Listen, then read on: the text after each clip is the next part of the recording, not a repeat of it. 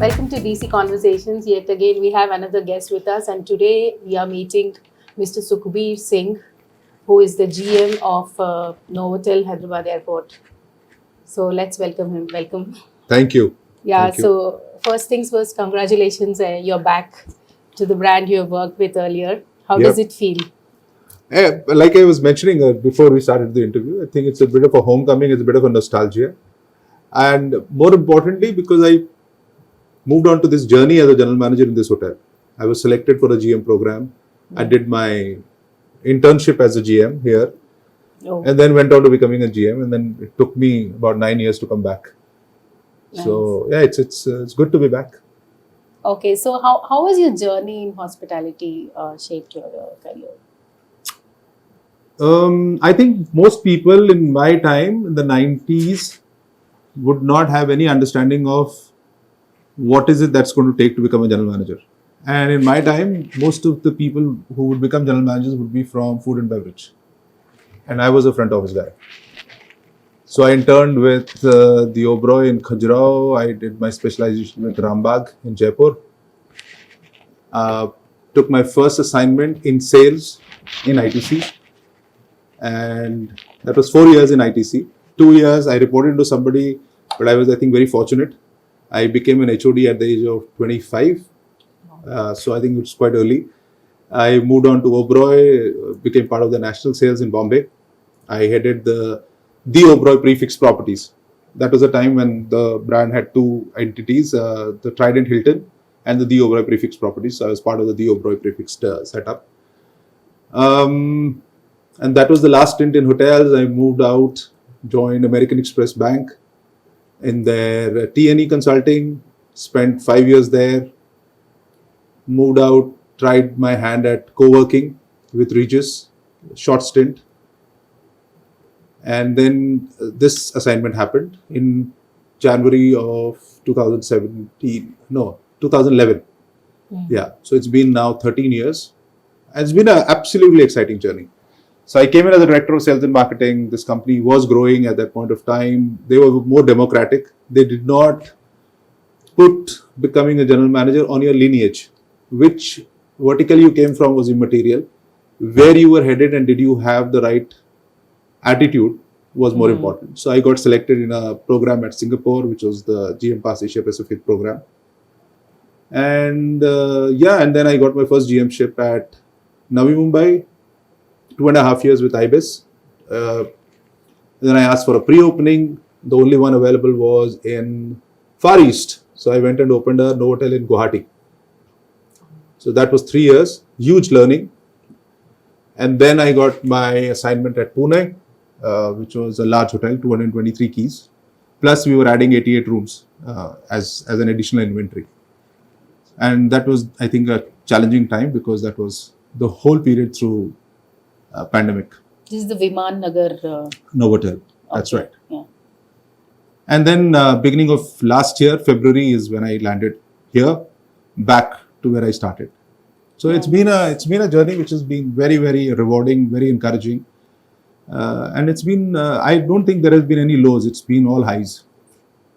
Fantastic. Yeah. You've done your marketing and sales. You've been there, done that, and now you're coming back here. So what is the value addition you're thinking? So I think having a certain understanding of sales and marketing makes you a leader who's more macro. We understand the market better. I think we have a greater sense on the pulse of the market. So our expectations are more reasonable from where we are growing. And I think that allows us to be able to very quickly shift gears and see where are we heading, what are we required, how is the market responding, and what is the market demand. So we are not unreal, we are not unrealistic of our expectations from the team. And they say the proof of the pudding is in eating it. So I was able to grow this hotel by about 44% in revenue in the first year versus 22 and 23. The hotel grew by about 44%. So yeah, I think that's the value addition. We have our pulse, we have our finger on the pulse of the market, so we understand the market slightly better. Nice. So talking about the revenue model, how do you strike a balance in terms of you have your goals to reach, at the same time there is customer satisfaction, right? Yep. Guest appearance and relationship management. So how do you achieve that? I think it starts with guest experience. The rest of it just gets dovetailed. Yeah. Yeah, I think today's guest, we don't call them customers, we call them guests. Yeah. Today, guest is far more arrived, far more sorted, far more traveled. They know exactly what they need. And I think we've learned by virtue of being part of a very large enterprise like Accor, and also the sheer experience that we have in this market and otherwise as hoteliering company. I think we leverage on that. And so guest experience is where everything starts. Guest is God, guest is king, guest is everything to the business. Once we get that right, everything else flows in. Because once the guest is able to appreciate what we bring onto the table, it allows us to be able to take our value offering up. It allows us to be able to take the rates up. So if you see today, in easy to understand numbers, on a typical day, we would command anywhere between $180 to $200 as a retail price for a Novotel. And that starts with the fact that we have been able to keep our focus on guest experience very high. Our reputation performance score for last year ended close to 93, which is absolutely stunning. Yeah, and Accor has been growing and also adding in terms of segments, like Yes. there's mid-range and, high budget and luxury and all that. Yeah. So which segment is actually performing the best, at least in the post-pandemic scenario? I think the growth has been universal. Across- Everybody has grown. So we have 2 Novotels, 1 Mercure, 1 Ibis in Hyderabad, and I think all of them have grown, and they've grown phenomenally. So right now, I think the growth is universal. It's not necessarily restricted. Yeah, over a larger scale, maybe people who are more well versed with that subject, people who look at things from a more macro point of view, they would be able to kind of give you a better understanding of which segments are likely to grow in the future. But right now, I think hospitality as an industry, as a trade, is growing, and there's no stopping it. I think we are all fired up. I think as an industry, there is a huge headroom to grow. There's a lot of potential to grow. So yeah, I think we are on the right track right now. What about tier 2 cities? I think tier 2 cities are seeing a huge growth. Yeah. The paying propensity, I think, has increased. People have also started being able to appreciate nicer things in life. And I think some of the tier 2 cities where you have an early movers advantage do pay very rich dividends. I mean, I saw that with, I wouldn't know if it is tier 1, tier 2, but Guwahati would not be a major metropolis, though it was a capital city. But for a Novotel, I think we were doing extremely well. And that was because we were the 3rd hotel in that city. The city did not have enough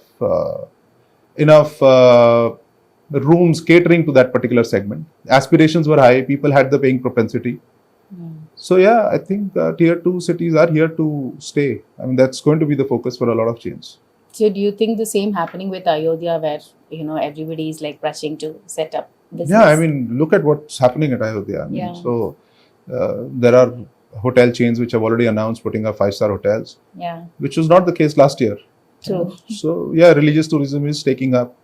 I mean, when you look at cities like, the one city that I'm familiar with, look at cities like Amritsar.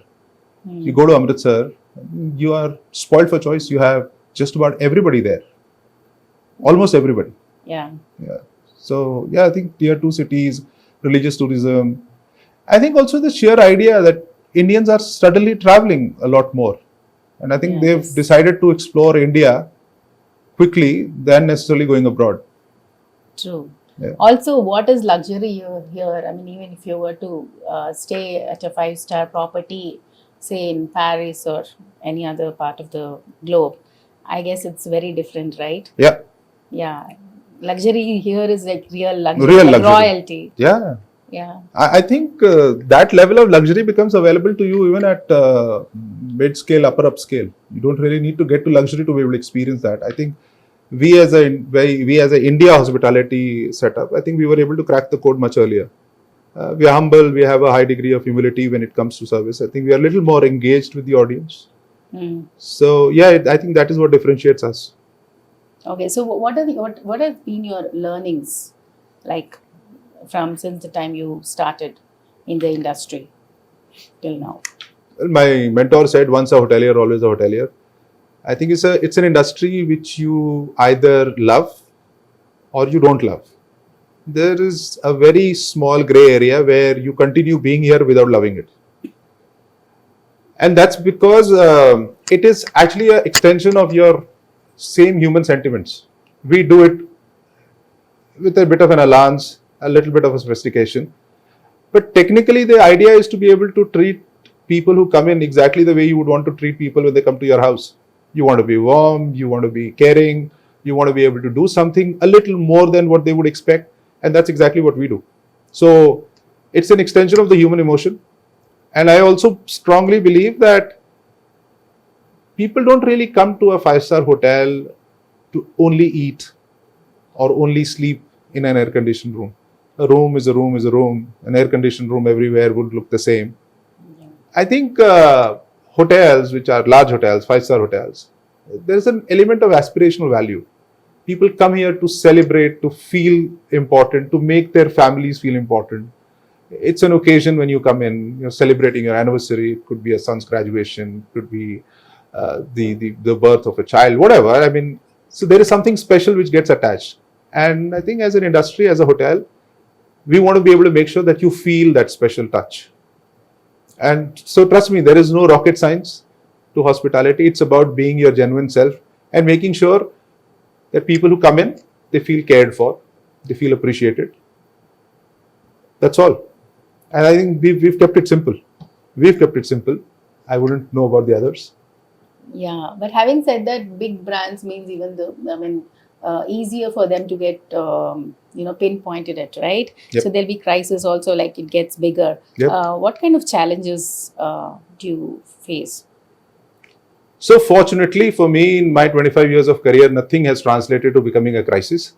But yes, of course, we have our own modules to be able to ensure that we are able to nip it at the bud.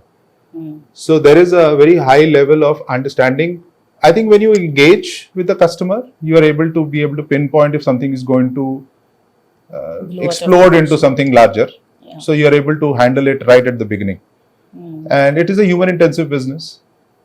I am working with people, for people, along with people, to look after people. So I think there are a lot of sentiments at play.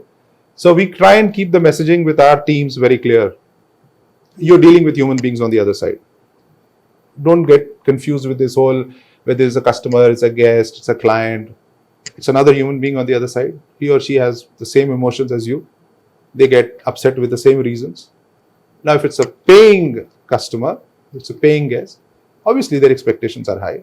Yeah. And when you're paying in India, if you're paying $120 to $200, $180 to $200, you better be getting what you paid for. So, Right. yeah. So what does it take to sustain in this industry for long? First of all, you want to be in this industry. And I think a lot of people realize it very quickly, whether they belong here or not. So it's not just another trade. It is a trade whether you are there or you're not there. So a hotel like this, I have people who have been in the same hotel. I mean, one of my colleagues has been here in the same hotel for 15 years. So that speaks volumes that there's something charming about the industry. So what does it take? I think we try and tell our people, as I said earlier, you want to treat people exactly the way you want to be treated. Right. You want people to treat you with respect, and that's exactly what the other person is looking for. They're paying for something. They want it to be done in a certain way. Make sure it's done in the same way. We try and uncomplicate the messaging. So we don't have too many parameters. There's a single parameter. Make sure the guest is smiling when he's leaving or she is leaving. I don't want to be quoted. as a chauvinist. So yeah, he, she, whoever comes to the hotel, our endeavor is to be able to make sure they come in, they're smiling, they're leaving, they're smiling, and in between, if there is something that goes wrong, we try and fix it. Yeah. But considering it's a high pressure job, and you have to lead a huge team, and customer satisfaction and guest relations is at the center of it. So how do you ensure the, morale of the team is high It's not a always? high pressure job. Really? Trust me. There are difficult guests, right? No, there It's are. not- yeah. Which industry does not have them?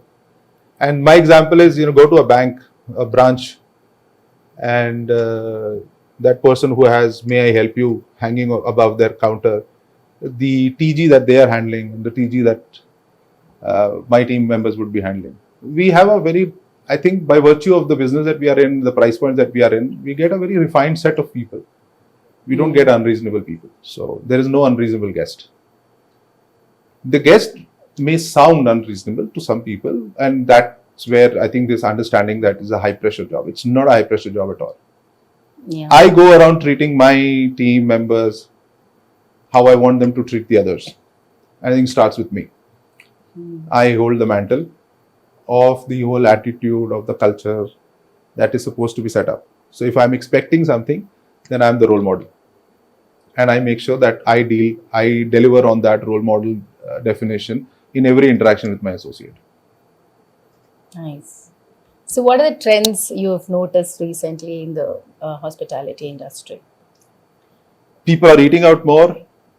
People are celebrating more at the hotels. I think we've moved away from the typical corporate MICE and only weddings. We are getting first birthdays, we're getting 25th anniversaries. Last night we were hosting an event where somebody was celebrating their 25th anniversary, and that was the hotel. So I think the whole segment has grown. MICE as a segment has grown. Social as a segment is growing phenomenally. A lot of people are moving away from wanting to put up their own shamiana and getting a caterer. They want to be able to so-called outsource it to a hotel, because I think there's a certain finesse and there's a certain beauty to how we manage events. So I think that's why the hotels are being able to earn some very rich dividends from that particular segment. MICE is here to stay. Corporate MICE is here to stay. People will want to meet. People will want to interact. People would want to have face-to-face conversations. Virtual is never going to replace. I recently came back, about 10 days back. I came back from a general managers conference, and 400 of us were there in a hall. Now, yeah, technically speaking, all 400 could have been in front of a screen, and that the message could have been delivered. But I don't think it's the same thing. That warmth, that being able to catch up with somebody from a different geography, a different brand, a different understanding, being able to, I think, share notes culturally, food-wise, being able to experience that food that was being served there. All that will continue to require people to interact, and hotels will continue to have that piece of business. The corporate segment is, of course, growing. After 2022, it's consistently been growing, and we are seeing and I think where we are as a hotel, this ecosystem is, of course, growing. There was a little bit of a slowdown because of the pandemic, which come back. And we are seeing growth. I mean, I think we are no more the Monday to Friday business with Saturday as low periods. In fact, some of our Saturday, Sundays are better than our weekdays. Yeah.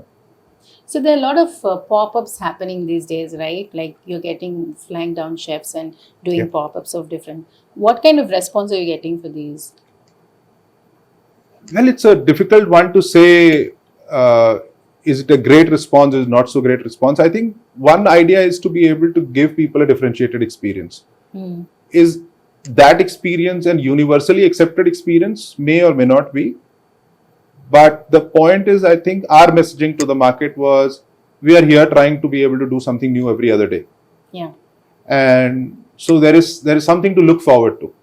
We don't want people to get fatigued with the fact that it's the same food, it's the same concept. And that's, I think, the idea, to be able to continuously go back to the market and say, hey, there's something new.